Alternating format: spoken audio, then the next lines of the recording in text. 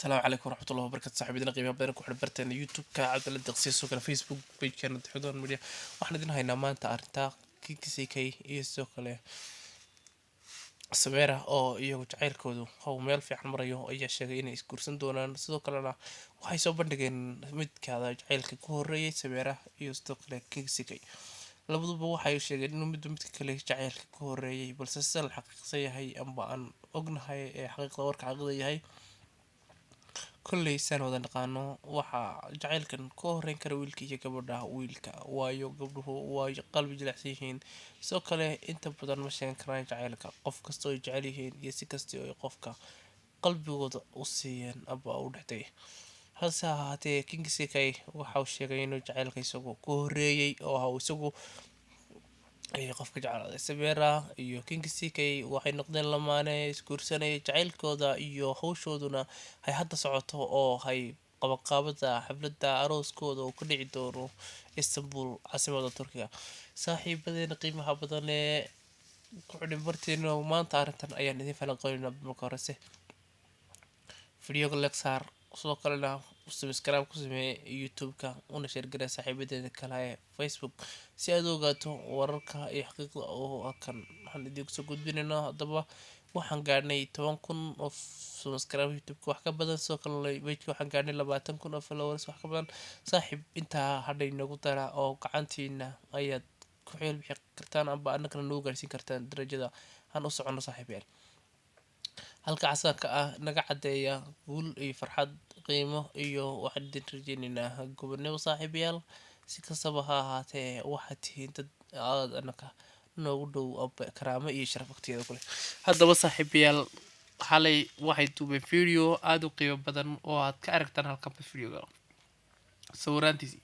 kaasi oo ay ku sheegtay Sameera iyo KCK jacaylkooda midkii ugu horeeyay iyo midkii sheegtay taasi oo ay sheegeen inuu jacaylka ku horeeyay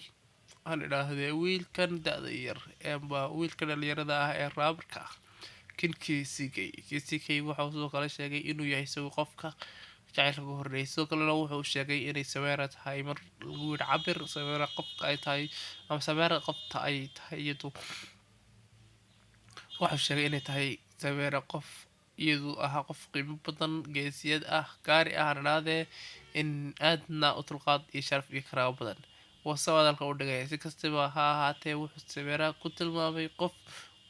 inta tulqaad leeyahay ama geesinimo leeyahay ba Ilaahay siiyay sharaf iyo karaamana ku maneystay taasi oo ah buu qof agteeda qiimo kale aanan u ogolaadin inaan khalad ku sameeyo KCK waxaan ogeyn inuu marka horeba manal beeltaji haw cidla cad kaga dhaqaaqay sidoo kalena hay markii dambe sheegtay inay kala tageen markii ay ka weyday waxyaalihii asaasiga ahaa ee qoysku gursamayay sida inay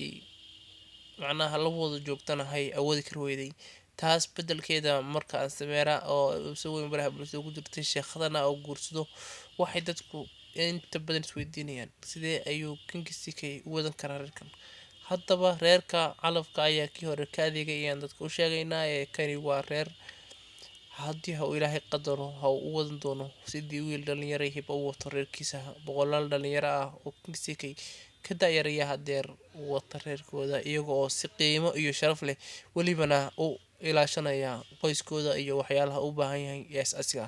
saaxiib Sameera iyo KCK waxaan leenahay hambalyo guuleysta noqda reerkeena ee lagu nagaado